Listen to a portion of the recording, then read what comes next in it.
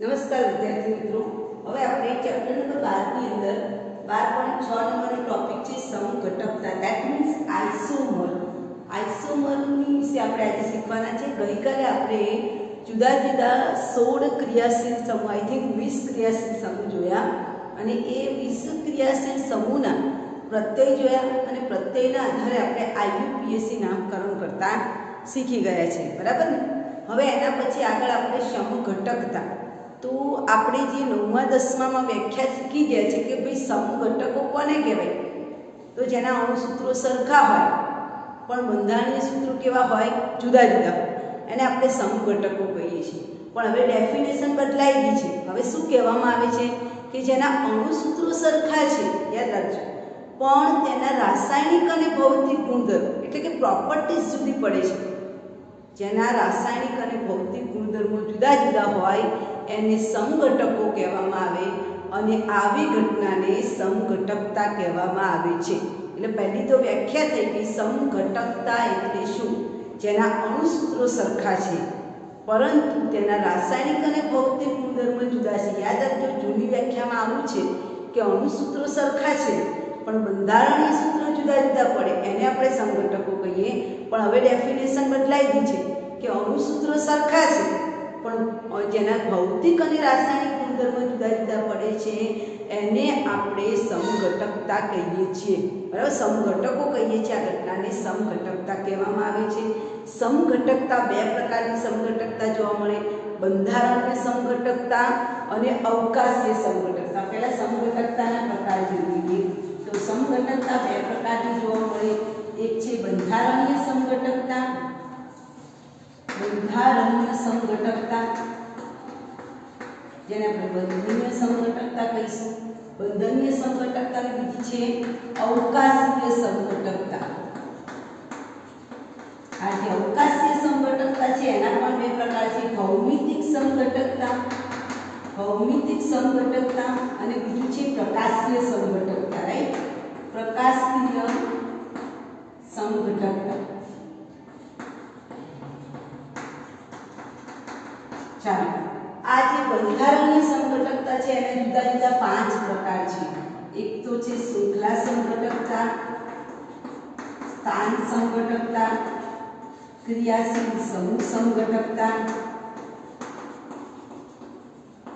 મધ્યાવયતા. મધ્યાવયસ્તા એવું લખેલું છે, એની જગ્યાએ મેક્રોમેરિઝમ લખીશું. એનું ગુજરાતીમાં મધ્યાવયસ્તા એવું થાય, ઇંગ્લિશમાં એને મેક્રોમેરિઝમ કહેવાય. અને 5મા નંબરની તમને આપેલી નથી, અને ચલરૂપકતા કહેવાય. ચલરૂપકતા એટલે મેક્રોમેરિઝમ. ચલરૂપકતા એટલે શું થાય?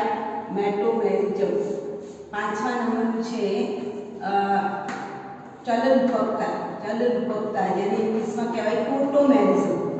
ટોટોમેરિઝમ, બરાબર? તો પહેલા તો સમઘટકતાના બે પ્રકાર: બંધારણીય સમઘટકતા અને બીજું આપેલું છે અવકાશીય સમઘટકતા. બંધારણીય સમઘટકતા છે એના 5 પ્રકાર તમને આપેલા છે. એ 5 પ્રકાર કયા કયા છે? શૃંખલા સમઘટકતા, સ્થાન સમઘટકતા, ક્રિયાશીલ સમૂહ સમઘટકતા, મેટામેરિઝમ અને ટોટોમેરિઝમ. ત્યાર પછી છે અવકાશીય સમઘટકતા. તો અવકાશીય સમઘટકતાના બે પ્રકાર છે: ભૌમિતિક સમઘટકતા અને પ્રકાશીય સમઘટકતા. આ જે ભૌમિતિક સમઘટકતા છે એમાંય પાછી બે પ્રકાર છે: સિસ અને ટ્રાન્સ. જે આગળ તમારે 12 સાયન્સમાં આવશે, સિસ અને ટ્રાન્સ સમઘટકો. અને પ્રકાશીય સમઘટકતાની અંદર તમારે ડેક્સ્ટ્રો લીગો યાની કે ડી અને એલ ઉપરાંત તમારે રોટેશન આવશે. રોટેશન મતલબ ઘડિયાળના કાંટાની દિશામાં, ઘડિયાળના કાંટાની વિરુદ્ધ દિશામાં. એટલે એવા પ્રકાશીય ક્રિયાશીલ સમઘટકોનો અભ્યાસ તમારે 12 સાયન્સમાં કરવાનો છે. મતલબ કે 11 સાયન્સમાં આપણે આખું શીખવાનું. તો પહેલા પ્રકાર ઉપર આપણે જઈએ. પહેલા તો બંધારણીય સમઘટકતા એટલે શું? કે જેના અણુસૂત્રો સરખા છે પણ બંધારણીય સૂત્રો જુદા જુદા છે. એ સમઘટકતાને આપણે શું કહીશું? બંધારણીય સમઘટકો કહીશું. જેના અણુસૂત્રો સરખા છે, બંધારણીય સૂત્રો જુદા જુદા છે, એટલે એને બંધારણીય સમઘટકો કહેવાય. અને આ સમઘટકતાને શું કહીશું? બંધારણીય સમઘટકતા કહીશું. હવે એનો પહેલો પ્રકાર જોઈએ, શૃંખલા સમઘટકતા. શૃંખલા સમઘટકતા એટલે શું? કે જે કાર્બનિક સંયોજનમાં બંનેના અણુસૂત્રો સરખા હોય પણ બંધારણીય સૂત્રોમાં શૃંખલાઓ પડતી હોય, શાખાઓ પડતી હોય તેને શું કહેવાય? શૃંખલા સંઘટકતા કહેવાય. Repeat again and you can ask right now this definition. આની ડેફિનેશન તમારે લખવાની છે કે શૃંખલા સંઘટકતા એટલે શું? તો શૃંખલા સંઘટકતા એટલે કે બંને જે પદાર્થ તમને આપેલા છે એ બંને પદાર્થના અણુસૂત્રો સરખા છે, પણ બંધારણીય સૂત્રો જે છે એમાં શાખાઓ પડે છે. સરળ શૃંખલા હોતી નથી, બંધારણીય સૂત્રોમાં શાખા પડે છે એટલે એને શું કહેવાય? શૃંખલા સંઘટકતા. ફોર એક્ઝામ્પલ પેન્ટેન છે તો પેન્ટેનનું અણુસૂત્ર બધાને જ ખબર છે. શું થશે? તો કે CH3 CH2 CH2 CH2 CH3. આ પેન્ટેનનું અણુસૂત્ર છે, પેન્ટેનનું બંધારણીય સૂત્ર છે. બરાબર. પેન્ટેનના કેટલા સંઘટકો મળે છે? 3 સંઘટકો મળે છે. આગળ પણ આ સંઘટકો આપણે ચેપ્ટરમાં જોઈ ગયા છે. ચેપ્ટર નંબર 11 માં આપણે જોઈ ગયા છે. બરાબર. તો આ જે સંઘટકો છે કયા કયા સંઘટકો છે? પહેલા તો એનું અણુસૂત્ર સરખા છે કે નહીં આપણે પહેલા હું પેન્ટેનના સંઘટકો દોરી દઉં. આ સંઘટકો દોરી એટલે એક ટુકડો આની ઉપર લાગી જાય. આ રેખીય છે, આ રેખીય છે. બરાબર. હવે આની સાથે હું એવું શાખા બનાવું તો આમાંથી એક ટુકડો આની પર લાગી જાય એટલે આવું થાય. તો વધ્યો આટલો ભાગ CH2 CH3 એટલે પેન્ટેનનો બીજો સંઘટક બને 2 મિથાઇલ. તમામ નામની શૃંખલા કેટલા કાર્બનની છે? 4 કાર્બનની છે. બીજા નંબર પર મિથાઇલ ગ્રુપ છે તો 2 મિથાઇલ શું બનશે? બ્યુટેન. રાઈટ. 2 મિથાઇલ બ્યુટેન બનશે. હવે વળી પાછું આપણે હજુ પણ એનું આ CH2 બાકી છે ને એને વળી પાછું આપણે શાખામાં લગાવી દઈશું એટલે અહીંયા CH3 અહીંયા પણ CH3 બીજા નંબરના કાર્બન પર વધ્યું શું? CH3. તો લાંબામાં લાંબી શૃંખલા કેટલા કાર્બનની દેખાય? તમે જુઓ 3 કાર્બન અને બીજા નંબર પર 2 મિથાઇલ ગ્રુપ છે અને 2 છે એટલે ડાઈ શબ્દ આવશે. 2 ડાઇમિથાઇલ 2 ડાઇમિથાઇલ પ્રોપેન. તો અહીંયા તમે જુઓ આ 3 જે સંઘટકો મેં દોર્યા છે એ 3 સંઘટકોની વ્યાખ્યા અનુસાર શૃંખલા સંઘટકતાના ઉદાહરણ છે. કેમ? કારણ કે 3 ના શું સરખા છે? અણુસૂત્ર આપણે ચેક કરી લઈએ બરાબર છે કે નહીં. ચલાવવા કેટલા કાર્બન છે? 1 2 3 4 5 એટલે C5 થાય. ચાલો હવે આની અંદર હાઇડ્રોજન ગણો. 3 ને 3 6 6 ને 2 8 8 ને 2 10 2 12 છે. 3 ને 2 5 5 3 7 7 2 9 9 3 12. ઓકે. ચાલો હવે અહીંયા પણ ગણો 1 2 3 4 5 એટલે અહીંયા પણ અણુસૂત્રમાં કેટલા કાર્બન થાય? 5. હવે હાઇડ્રોજન ગણો 3 3 6 3 9 3 4 12. જોયું બધાના શું સરખા આવે છે? અણુસૂત્ર. અહીંયા પણ તમે ગણો 1 2 3 4 5. કાર્બન કેટલા છે? 5 છે. હાઇડ્રોજન ગણો 3 4 12 છે. તો આ 3 શું સરખું દેખાય છે? અણુસૂત્ર. ધ્યાનમાં રાખજો. આપણે જે વ્યાખ્યા લખીએ છીએ એમાં સ્પષ્ટ બોલ્યા છે કે એના અણુસૂત્રો સરખા છે પણ બંધારણીય સૂત્રોમાં શાખાઓ પડે છે કે જેને આપણે શું કહીશું? શૃંખલા સંઘટકતા કહીશું. હવે અહીંયા મેં પેન્ટેનના 3 સંઘટકો દોર્યા છે. એ 3 સંઘટકોમાં 3ના શું સરખા જોવા મળે છે? અણુસૂત્ર સરખા જોવા મળે છે. જ્યારે બંધારણમાં પહેલું બંધારણ મુખ્ય છે, બીજા બંધારણમાં જો મિથાઇલ ગ્રુપની શાખાઓ પડે છે, શૃંખલાઓ એની સાથે જોડાયેલી છે એટલે આને શું કહેવાય? શૃંખલા સંઘટકતા કહેવાય. એના પરથી તમારે હેક્ઝેનના હોમવર્કમાં હેક્ઝેનના 5 સંઘટકો દોરવાના છે જેને આગળ પણ શીખવાડ્યા છે. બરાબર. એ પણ શૃંખલા સંઘટકતાનું ઉદાહરણ છે. હેક્ઝેનના 5 સંઘટકો તમારે દોરવાના જેમાં અણુસૂત્ર સરખો આવશે પણ બંધારણીય સૂત્રમાં શું પડશે? શાખાઓ પડશે. ઓકે. તો આ પહેલું ક્લિયર થઈ ગયું. શૃંખલા સંઘટકતા એટલે જેના અણુસૂત્રો સરખા છે પણ બંધારણીય સૂત્રોમાં શાખાઓ પડે છે એને આપણે શું કહીશું? શૃંખલા સંઘટકતા કહીશું. સેકન્ડ છે સ્થાન સંઘટકતા. તો કે સ્થાન સંઘટકતા કોને કહેવાય? તો કે જે સંઘટકતાની અંદર બંનેના અણુસૂત્રો સરખા હોય પણ બંધારણીય સૂત્રોમાં ક્રિયાશીલ સમૂહનું શું બદલાઈ જાય? સ્થાન બદલાઈ જાય. તેને કઈ સંઘટકતા કહેવાય? સ્થાન સમૂહ. સ્થાન એટલે ક્રિયાશીલ સમૂહ પહેલા નંબરના કાર્બન પર હોય તો બીજા નંબર પર જતો રહે પણ એનું અણુસૂત્ર કેવું રહે? સરખું રહે. જે કાર્બનિક સંયોજનના બંનેના અણુસૂત્રો સરખા હોય પણ બંધારણીય સૂત્રોમાં ક્રિયાશીલ સમૂહનું સ્થાન બદલાઈ જાય એને આપણે શું કહીશું? સ્થાન સંઘટક. એનું નામ જ છે સ્થાન સંઘટકતા. ફોર એક્ઝામ્પલ આપણે CH3 CH2 CH2 NO2 લખ્યું છે, બરાબર. તો આનું નામ તમે શું લખો છો? નાઇટ્રોપ્રોપેન. આ નાઇટ્રો 1 નાઇટ્રોપ્રોપેન છે. 1 પહેલા નંબર ઉપર નાઇટ્રો છે, 1 નાઇટ્રોપ્રોપેન છે. જોજો હવે હું પ્રોપેનને બીજા નંબર NO2 ગ્રુપને બીજા નંબર પર, પહેલા નંબરના કાર્બન ઉપર NO2 છે, હવે હું બીજા નંબરના કાર્બન ઉપર જોઈન કરું છું CH CH3 તો બીજા નંબરના કાર્બન ઉપર છે, બરાબર. તો 2 નાઇટ્રોપ્રોપેન, રાઈટ. શું લખાય છે? 2 નાઇટ્રોપ્રોપેન. 1 નાઇટ્રોપ્રોપેન 2 નાઇટ્રોપ્રોપેન. બંનેના શું સરખા છે? અણુસૂત્રો સરખા છે. જુઓ હવે આપણે ચેક કરીએ બંનેના અણુસૂત્રો સરખા છે કે નહીં. તો કાર્બન 1 2 અને 3, તો 3 કાર્બન થઈ ગયા. અણુસૂત્ર બંનેનું ચેક કરવાનું. આપણે વ્યાખ્યા શું આપી છે? બંનેના અણુસૂત્ર સરખા છે પણ ક્રિયાશીલ સમૂહ સ્થાન બદલાય છે, રાઈટ. તો અહીંયા કાર્બન જો 1 2 અને 3 કાર્બન, નાઇટ્રોજન 1 છે, ઓક્સિજન પણ 2 છે, હાઇડ્રોજન ગણો 3 ને 2 5 ને 2 7, એટલે 7 હાઇડ્રોજન થઈ ગયા, 1 નાઇટ્રોજન ને 2 ઓક્સિજન થઈ ગયા. ચાલો અહીંયા પણ ગણો જોઈએ. તો 1 2 અને 3 કાર્બન થઈ ગયા. હાઇડ્રોજન કેટલા છે? 3 ને 3 6 ને 1 7 છે, અને નાઇટ્રોજન પણ કેવા છે? સરખા જ છે. તો આ બંનેની અંદર તમે જો અણુસૂત્રો સરખા છે પણ ક્રિયાશીલ સમૂહનું સ્થાન બદલાય છે. આને આપણે 1 નાઇટ્રોપ્રોપેન કહીએ, આને આપણે શું કહીશું? 2 નાઇટ્રોપ્રોપેન કહીશું. અણુસૂત્રો સરખા આવે તો મેઇન ઇમ્પોર્ટન્ટ વસ્તુ આ છે. તમારે ગમે તેવું ઉદાહરણ નથી લખવાનું. બંનેના અણુસૂત્રો સરખા આવે જોઈએ. અણુસૂત્રો સરખા છે પણ ક્રિયાશીલ સમૂહનું સ્થાન બદલાય છે. પહેલા નંબર ઉપરનો NO2 બીજા નંબર ઉપર જતો રહે છે, અને તો પણ અણુસૂત્રો સરખા છે. તો આવા સંઘટકોને સ્થાન સંઘટકતા કહેવામાં આવે. સ્થાન સમૂહ સંઘટકો કહેવાય, એને સ્થાન સંઘટકતા કહેવામાં આવશે. ક્લિયર? આ રીતે તમે કોઈ પણ ઉદાહરણ લખી શકો. દાખલા તરીકે તમે અહીંયા આલ્કોહોલનું ઉદાહરણ લખ્યું છે, માની લો. તો આને 1-પ્રોપેનોલ કહેવાય, બરાબર. અને આ જ આલ્કોહોલને બીજા નંબરના કાર્બન ઉપર જોઈન કરી દો, OHCH3.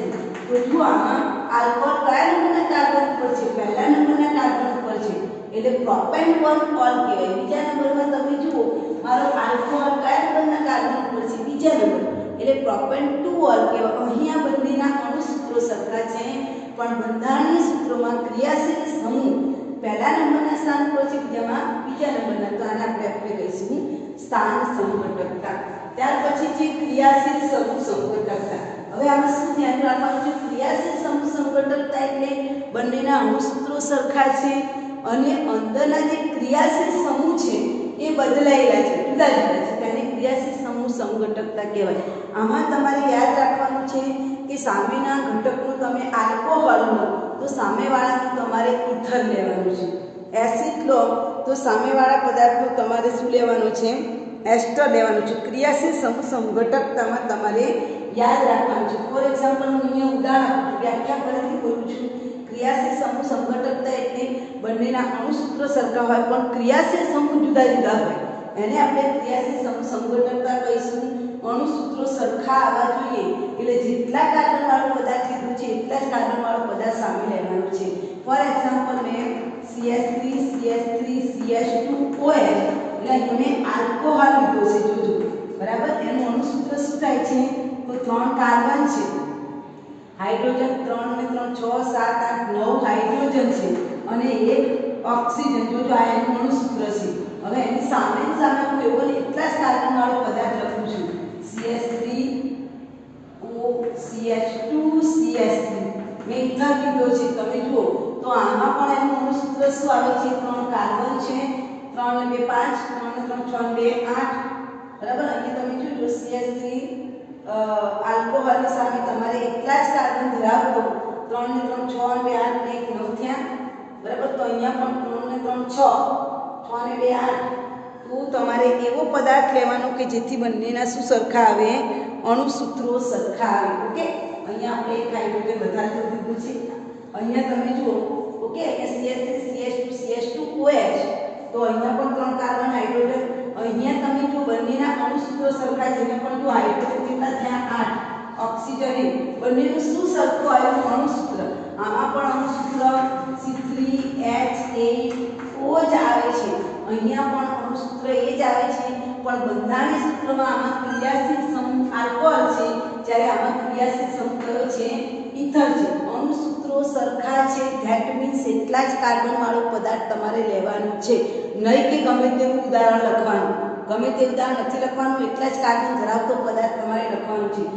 ફોર એક્ઝામ્પલ આપણે બીજું ઉદાહરણ લઈએ, આલ્ડીહાઇડ અને કીટોન. એટલા જ કાર્બન વાળો આલ્ડીહાઇડ અને એટલા જ કાર્બન વાળો કીટોન લઈશું. દાખલા તરીકે મેં 3 કાર્બન વાળો આલ્ડીહાઇડ લઉં છું, તો આ 3 કાર્બન વાળો છે CH3 CH2 CH. આમાં આનું અણુસૂત્ર શું થાય છે? તો 3 કાર્બન છે, રાઈટ. હાઇડ્રોજન કેટલા છે? 3 ને 2 5 ને 6 હાઇડ્રોજન અને 1 ઓક્સિજન. આ એનું અણુસૂત્ર છે. જુઓ તો અહીંયા ક્રિયાશીલ સમૂહ આલ્ડીહાઇડ છે, તો સામે મારે શું લેવાનું? કીટોન લેવાનું. CH3 C double bond OCH3. હવે આનું અણુસૂત્ર જોઈએ તો આનું અણુસૂત્ર પણ 3 કાર્બન છે, 6 હાઇડ્રોજન છે અને 1 ઓક્સિજન છે. બંનેના શું સરખા આવવા જોઈએ? અણુસૂત્રો. આનું અણુસૂત્ર C3H6O છે, આનું પણ અણુસૂત્ર C3H6O છે. ધેટ મીન્સ બંનેના અણુસૂત્રો સરખા છે, પણ બંધારણીય સૂત્રમાં આનું ક્રિયાશીલ સમૂહ આલ્ડીહાઇડ છે, જ્યારે આનું ક્રિયાશીલ સમૂહ કયો છે? કીટોન છે. એટલે કે ક્રિયાશીલ સમૂહ જુદા પડે છે, જેને ક્રિયાશીલ સમૂહ સમઘટકતા કહેવામાં આવે છે. ક્લિયર? ચાલો હવે આપણે એના પછી જોઈશું મેટામેરિઝમ, જેને શુદ્ધ ગુજરાતીમાં મધ્યાવસ્થા એવો શબ્દ વાપરેલો છે, જેને ઇંગ્લિશની અંદર મેટોમેરિઝમ કહેવાય છે. હવે આ મેટોમેરિઝમ એટલે શું? કે જેના અણુસૂત્રો સરખા હોય, ક્રિયાશીલ સમૂહ પણ સરખા હોય, પણ ક્રિયાશીલ સમૂહની આસપાસ ગોઠવાયેલા કાર્બન પરમાણુની સંખ્યા જુદી જુદી હોય, એને આપણે મેટોમેરિઝમ કહીશું. આઈ રિપીટ અગેન, જેના અણુસૂત્રો સરખા છે, ક્રિયાશીલ સમૂહ પણ બંનેના સરખા છે, પણ ક્રિયાશીલ સમૂહની આસપાસ ગોઠવાયેલા કાર્બન પરમાણુની સંખ્યા કેવી છે? જુદી જુદી છે. ધેટ મીન્સ તમે જે બે પદાર્થનું ઉદાહરણ લો છો એ બંનેના અણુસૂત્રો સરખા છે, બંનેના ક્રિયાશીલ સમૂહ સરખા છે, પણ બંને ક્યાંથી અલગ પડે છે? ગોઠવણીથી અલગ પડે છે. કાર્બન પરમાણુની સંખ્યા જુદી જુદી હોય એનાથી અલગ પડે છે, જેને આપણે મેટામેરિઝમ કહીશું. તેમાં તમે કીટોન અને ઇથરનું ઉદાહરણ લઈ શકો છો. ફોર એક્ઝામ્પલ, અહીંયા હું જુઓ, એક બાજુ અહીંયા લઉં છું હું 1 + 3 એટલે 4 થાય, 2 + 2 પણ 4 થાય, એટલે 1 + 3 એટલે અહીંયા આપણે CH2 CH3. તમે જુઓ આવું મેં ઉદાહરણ લીધું છે, એની સામે હું કેવું ઉદાહરણ લઉં છું? એ જ પદાર્થનું. અહીંયા તમે જુઓ આ બાજુ કાર્બન 1 છે, આ બાજુ કાર્બન કેટલા છે? 3. 1 + 3 એટલે કેટલા થાય? 4 થાય. 4 ના બે રીતે પણ ભાગ પડે, 2 + 2. તો હવે આ બાજુ હું 2 + 2 વાળું ઉદાહરણ લખું છું. CH3 CH2 OCH2 CH3. બંને બાજુ સરખા કાર્બન થવા જોઈએ. હા, ગોઠવણી જુદી જુદી હોય. અહીંયા 2 કાર્બન, અહીંયા 2 કાર્બન, એટલે ટોટલ સરવાળો 4 થયો. તો બંનેના શું સરખા છે? ચાલો અણુસૂત્રો સરખા છે. ચેક કરો અણુસૂત્રો સરખા છે કે નહીં? તો 1 2 3 અને 4 કાર્બન, રાઈટ. હાઇડ્રોજન 3 ને 2 5 ને 2 7 ને 3 10. Hydrogen 10, oxygen 1. અહીંયા પણ ગણો 1 2 3 4 4 હાઇડ્રોજન, સોરી 4 કાર્બન છે, હાઇડ્રોજન 10 છે, ઓક્સિજન 1 છે.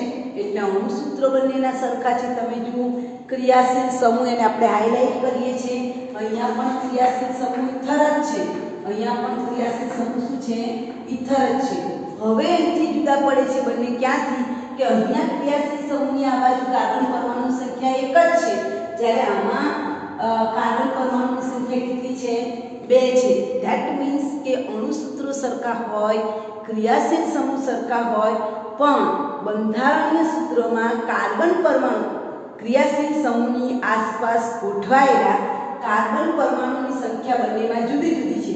આમાં ક્રિયાશીલ સમૂહની આસપાસ ગોઠવાયેલા કાર્બન પરમાણુની સંખ્યા 2 + 2 છે, અને આ બાજુ કાર્બન પરમાણુ સંખ્યા એક બાજુ 1 છે, એક બાજુ 3 છે. તો આવા પદાર્થને એકબીજાને શું કહેવાય? મેટોમર્સ કહેવાય. તો તમને ઘણી વખત પરીક્ષામાં પૂછાય કે ઇથોક્સી-ઇથેનનું મેટોમર્સ લખો. આનું IUPAC નામ શું થાય? ઇથોક્સી-ઇથેન. બરાબર?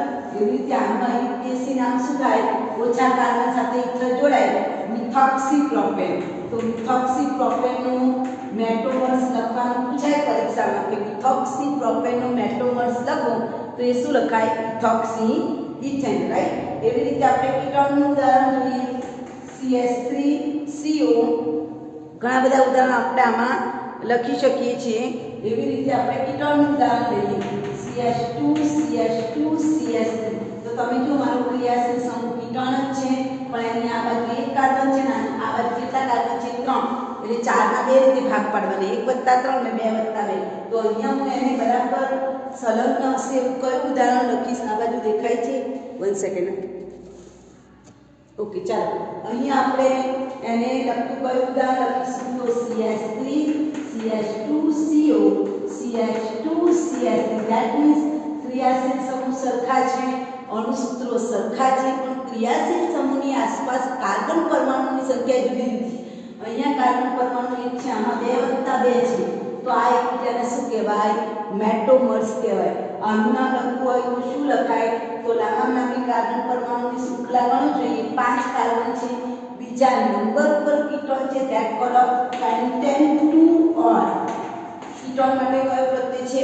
ઓન અને અહીંયા લખવું હોય તો શું લખાય પેન્ટ 3 ઓન અથવા તો પેન્ટેન 3 ઓન તો પેન્ટેન 2 ઓન અને પેન્ટેન 3 ઓન એકબીજાને શું કહેવામાં આવે છે આઇસોમર મેટોમર્સ કહેવામાં આવે છે તો આ થઈ ગઈ તમારી મેટોમર્સની વ્યાખ્યા ત્યાર પછી ચલરૂપકતા આવે છે જે આ વર્ષે પુસ્તકમાં આપેલી નથી as your knowledge what meaning of tautomerism નો મતલબ શું થાય કે આપેલો જે પદાર્થ છે એનું એક ક્રિયાશીલ સમૂહમાંથી બીજા ક્રિયાશીલ સમૂહમાં કન્વર્જેશન થાય દાખલા તરીકે આલ્કોહોલ હોય તો આલ્કોહોલમાંથી ઇથરમાં રૂપાંતર પામી જાય સિંગલ બોન્ડ હોય ત્યાં ડબલ બોન્ડ બને ડબલ બોન્ડ હોય ત્યાં સિંગલ બોન્ડ બને તો આવું જે સંસ્પદન સૂત્ર મળે છે એને ચલ રૂપકતા કહેવાય ચલ એટલે એનું ક્રિયાશીલ સમૂહને રૂપ બદલાય છે આલ્કોહોલ હોય તો કીટોનમાં ફેરવાઈ જાય અને કીટોન હોય તો આલ્કોહોલમાં ફેરવાય ચલ રૂપકતા ધેટ મીન્સ એનું રૂપ બદલાઈ જાય છે આલ્કોહોલમાંથી એ કીટોન રૂપમાં જતો રહે અને કીટોન હોય તો આલ્કોહોલ રૂપમાં જતો રહે એટલે એને શુદ્ધ ગુજરાતીમાં કહેવાય ચલ રૂપકતા ચલ એટલે એનું રૂપ બદલાય છે ચલિત થાય છે એનું રૂપ ચલિત થાય છે એટલે એને ચલ રૂપકતા કહેવાય એનું રૂપ બદલાય છે ફોર એક્ઝામ્પલ અહીંયા આપણે ઉદાહરણ લઈએ છીએ CH3 CH2 C double bond OH છે તો તમે જોઈ શકો છો કે આટલો જે ભાગ છે એ તમારો શું છે આલ્ડિહાઇડ છે રાઈટ પણ જ્યારે તમે એની ચલરૂપકતામાં લખશો તો જ્યાં ડબલ બોન્ડ છે ત્યાં સિંગલ બોન્ડ થઈ જશે અહીં તમને ડબલ બોન્ડ દેખાય છે તો એ ડબલ બોન્ડનું રૂપાંતર શેમાં થઈ જશે સિંગલ બોન્ડમાં રૂપાંતર થશે અને આ જે સિંગલ બોન્ડ છે એનું શેમાં રૂપાંતર થઈ જશે ડબલ બોન્ડમાં રાઈટ તો અહીંયા આપણે એની જગ્યાએ શું લખી શકીએ H આવી જશે CH2OH લખી શકીએ એક H ઉમેરાઈ જાય ડબલ બોન્ડ હતો ને દાખલા તરીકે તમે જુઓ અહીંયા ડબલ બોન્ડ ના થાય તો એક H ઉમેરાઈ જાય ખ્યાલ આવે છે તો અહીંયા જે ડબલ બોન્ડ છે એની જગ્યાએ સિંગલ બોન્ડ OH લખાઈ જાય અને આ જે H હતો એમાં એક H ઉમેરાય તમે જુઓ કે જે આલ્ડિહાઇડનું સ્વરૂપ હતું એનું શેમાં રૂપાંતર થઈ ગયું આલ્કોહોલમાં એવી રીતે તમે કીટોન વાળું ઉદાહરણ લો CH3 C double bond O CH3 તો આ જે કીટોનિક ગ્રુપ તમને દેખાય છે તેમાં ડબલ બોન્ડની જગ્યાએ સિંગલ બોન્ડ આવશે સિંગલ બોન્ડની જગ્યાએ ડબલ બોન્ડ આવશે હું સિંગલ બોન્ડ પણ દર્શાવું છું રાઈટ તો બસ શું થશે જો હવે આપણે આને ચલરૂપક લખીએ તો આવું લખાય CH3 ડબલ બોન્ડ છે ત્યાં શું કરવાનું છે સિંગલ બોન્ડ એટલે OH થઈ જશે આ એક H આની જોડે જતો રહેશે અને અહીંયા થઈ જશે CH2 થઈ જશે CH3 થઈ જશે ખ્યાલ આવે છે એટલે કીટોનનું આલ્કોહોલ અને આલ્કોહોલનું કીટોનમાં રૂપ બદલાય છે રૂપ ચલિત થાય છે એટલે ચલરૂપકતા કહેવામાં આવે છે જે તમારા પુસ્તકમાં આ વર્ષના સિલેબસમાં આપેલું નથી તો આ બંધારણની સંઘટકતાના કેટલા પ્રકાર જોયા આપણે પાંચ પ્રકાર જોયા શૃંખલા સંઘટકતા સ્થાન સંઘટકતા ક્રિયાશીલ સમૂહ સંઘટકતા મેટોમેરિઝમ એન્ડ ટોટોમેરિઝમ ત્યાર પછી આપણે અવકાશી સંઘટકતાની વાત કરીએ તો પહેલા તેની વ્યાખ્યા ડેફિનેશન શું છે કે અવકાશી સંઘટકતા કોને કહેવાય તો જેના અણુસૂત્રો સરખા હોય બંધારણીય સૂત્રો પણ અણુસૂત્ર સરખા હોય ક્રિયાશીલ સમૂહ પણ સરખા હોય બંધારણીય સૂત્રો પણ સરખા હોય પણ એની અવકાશમાં ગોઠવણી જુદી જુદી થાય અણુસૂત્રો સરખા ક્રિયાશીલ સમૂહ પણ સરખા પણ બંધારણીય સૂત્રોની અવકાશમાં ગોઠવણી જુદી થાય એને અવકાશી સમઘટકતા કહેવાય અને એના પણ બે પ્રકાર છે ભૌમિતિક સમઘટકતા અને પ્રકાશીય સમઘટકતા જેમાં પ્રકાશી સમઘટકતા તમારા ધોરણ 12 માં આવશે અને આ જે ભૌમિતિક સમઘટકતા છે એમાં બે પ્રકાર છે આગળ આપણે શીખી ગયા છે શીત સમઘટકતા અને ટ્રાન્સ